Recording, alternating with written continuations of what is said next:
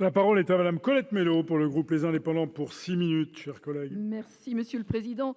Madame la ministre, Monsieur le Président de la Commission, Madame le rapporteur, mes chers collègues, la proposition de loi que nous examinons vise à permettre aux salariés de donner des jours de congé sous la forme de chèques-vacances au personnel soignant qui a fait preuve d'un engagement remarquable dans l'exercice de ses missions durant la crise sanitaire.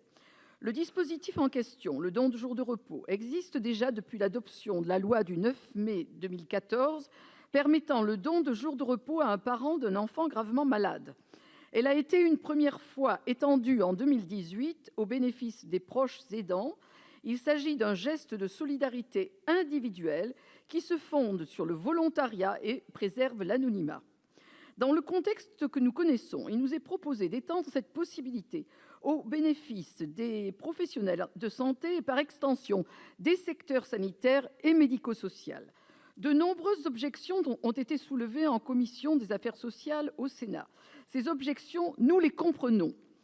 Certains diront, à juste titre, que la solidarité individuelle n'est pas interdite par la loi et que chacun est en mesure d'offrir une partie de ses revenus aux établissements hospitaliers, aux associations, aux fondations qui se sont mobilisés durant la crise.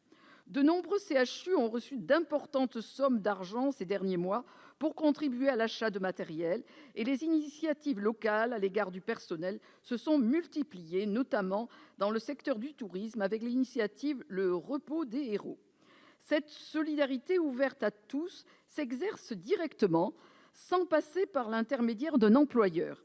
Le dispositif que le texte propose est complémentaire à ces pratiques existantes et apporte une base juridique à l'organisation d'une solidarité à l'échelle d'une entreprise.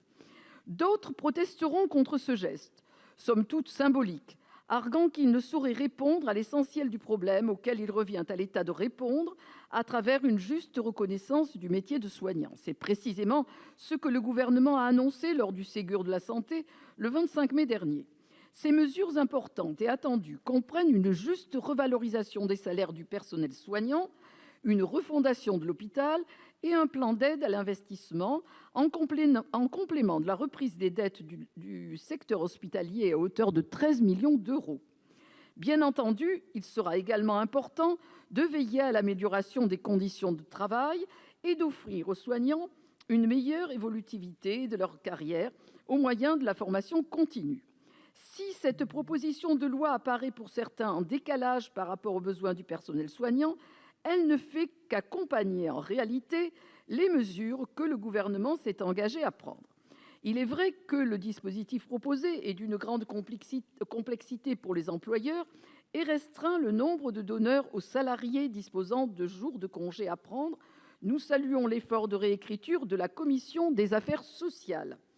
Tout en conservant le champ très large des bénéficiaires potentiels, la Commission propose de remplacer le don de jours de congé par un don par le salarié d'une partie de sa rémunération correspondant à une ou plusieurs journées de travail. Outre une plus grande simplicité de gestion, ce nouveau dispositif sera ouvert à tous les salariés, qu'ils disposent ou non de jours de congé, et permettra à l'employeur ou à toute autre personne publique ou morale d'abonder le fonds. D'un point de vue technique, cette réécriture est satisfaisante. Les soignants eux-mêmes diront qu'ils ne sont pas les seuls à mériter un élan de générosité. Il est vrai que les travailleurs de l'ombre sont innombrables, qu'il s'agisse du caissier de supermarché au livreur à vélo, du conducteur de bus aux éboueurs qui ont alimenté et nettoyé nos villes durant le confinement. Chacun mériterait attention et reconnaissance. En autorisant une forme d'engagement solidaire et circonstancié au salariat, il ne s'agit pas d'enlever à l'État son rôle d'armature des solidarités, pour reprendre l'expression d'Alain Supiot. Les salariés ont été durement touchés par la crise et toutes les entreprises ne seront pas en mesure de se remettre à flot. Cette nouvelle liberté n'enlèvera ni n'ajoutera rien aux conséquences de la crise sur le monde économique et ne propose certainement pas de lui laisser porter le poids des dommages et intérêts.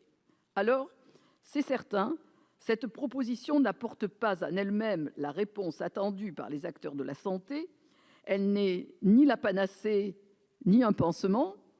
Nous le savons, les revendications des soignants légitimes sont bien plus profondes que le financement de leurs vacances, mais elle a le mérite de permettre à ceux qui le souhaitent d'ajouter une pierre à l'édifice. Aussi, afin de manifester notre soutien au personnel soignant, notre groupe votera en faveur de cette proposition de loi. La parole est maintenant à Madame